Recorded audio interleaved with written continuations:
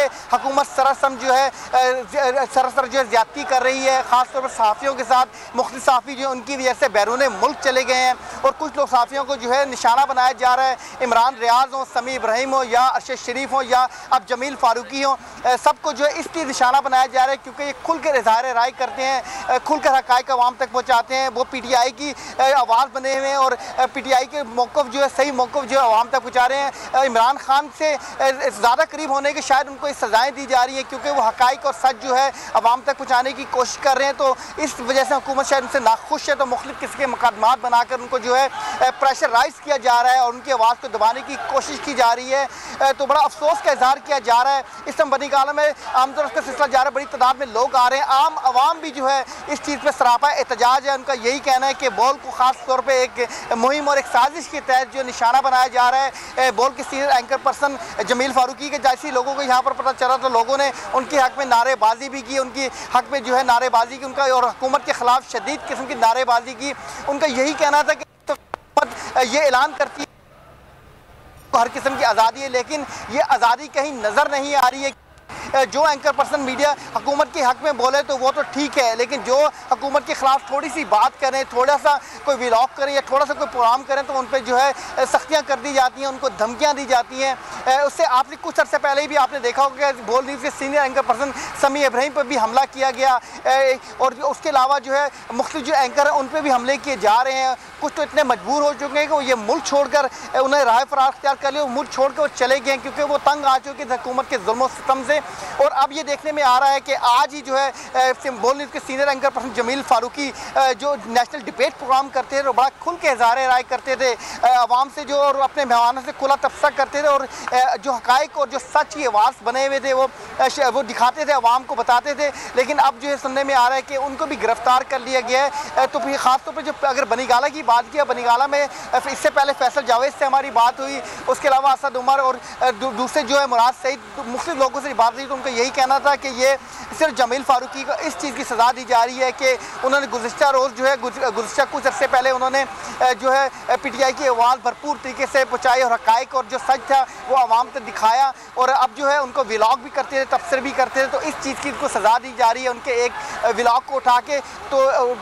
उन पर FIR दर्ज की गई है। तो उनका यही कहना है कि एक तरफ तो ये हुकूमत जो है ऐलान कर रही है, हर जगह जो बयान वो कर रही है कि हम मीडिया आज़ाद है, मीडिया की आज़ादी आज़ाद है, लेकिन ये आज़ादी नहीं, मीडिया को ग़ुलाम बनाया हुआ है कि अपनी पसंद के जो है प्रोग्राम चलाएं, अपनी पसंद के एंकर को बिठा कर जो है प्रोग्राम करवाए जाएँ और जो इनकी मर्ज़ी के ख़िलाफ़ करे उसके ऊपर FIR दर्ज की जाए और उनको जो है मुख्तलिफ़ किस्म से प्रेशराइज़ किया जाए, उनको निशाना बनाया जाए, उनको हरासा किया जाए। तो ये उसी सिलसिले की एक कड़ी लग रही है कि आज ही के दिन जो है ख़ास तौर पे जो है बनीगाला में भी जो है आवाम की बड़ी तादाद इस टाइम भी इकट्ठी हुई भी है, क्योंकि जब रात गए जो है एक इंसानी दहशतगर्दी की FIR दर्ज की गई, उसके बाद से जो है लोगों जब गिरफ्तारी का मन आया तो लोगों ने यहाँ पर पहुँचना शुरू कर दिया। और अभी जब सुबह जब ये खबर मिली कि बोल न्यूज़ के एंकर पर्सन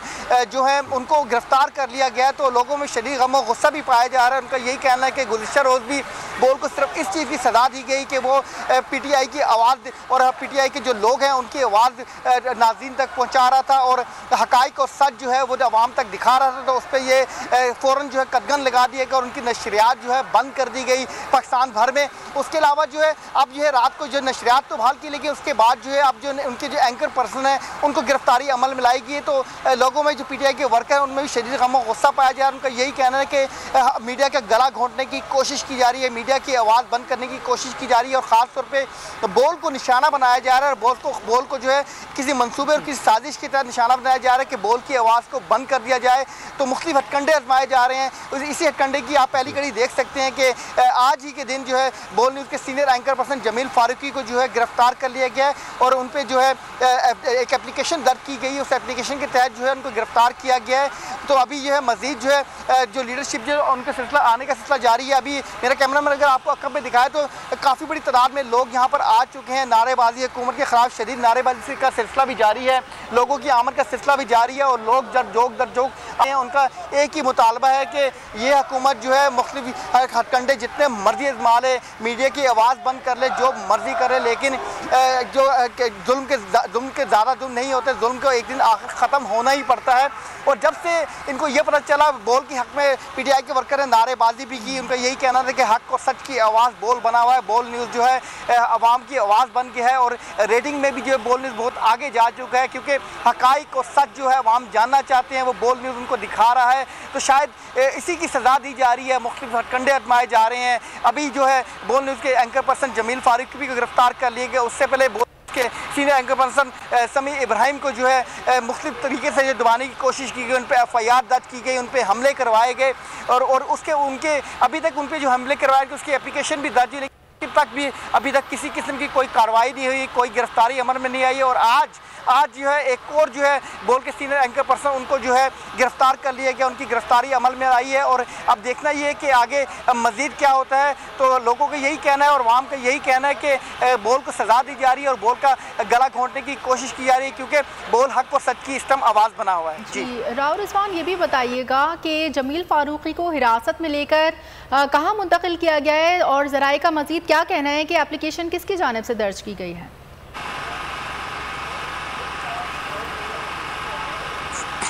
जी अभी तक सिर्फ ये पता चला है कि उनके ख़िलाफ़ एक एप्लीकेशन आई और एप्लीकेशन के तहत उन पर कार्रवाई की गई है, उनको गिरफ्तारी अमल में लाई गई है। अभी ये भी नहीं बताया गया कि उनको किस जगह पे रखा गया है, नामालूम मकाम पर उनको शिफ्ट कर दिया गया है। सुबह के टाइम जो है उसके बाद पता चलेगा कि हक़ाइक़ जब खुल के सामने आएंगे, जब खबर सामने आएगी तो उसके बाद पता लगेगा कि क्या क्या आया, किस चीज़ पर कौन कौन सी दफ़ात लगाई गई हैं, कौन कौन सी जो है उनके दफ़ात लगा के उनके ऊपर जो है एप्लीकेशन दर्ज की है, किस शख्स ने जो उनके ख़िलाफ़ एप्लीकेशन दी है। क्योंकि देखने में ये आ रहा है कि एप्लीकेशन तो दे दी जाती है। इससे पहले जो है इमरान रियाज के केस में आपने देखा कि एक जगह से उनकी ज़मानत होती थी, दूसरी जगह उनकी एप्लीकेशन दे दी जाती थी। उनको काफ़ी जगहों पे उनको इसी तरह जो है फिराया गया, अटक हो, पिंडी हो या उसके अलावा चकवाल हो या लाहौर हो, मुख्तलिफ जगह पे उनके खिलाफ FIR दर्ज की गई। तो ये इसी तरीके से जो है हुकूमत जो मुख्तलिफ हरबे इस्तेमाल की जा रही है। अभी तो थाना रमना में उनके खिलाफ एप्लीकेशन हुई है, आगे देखते हैं कि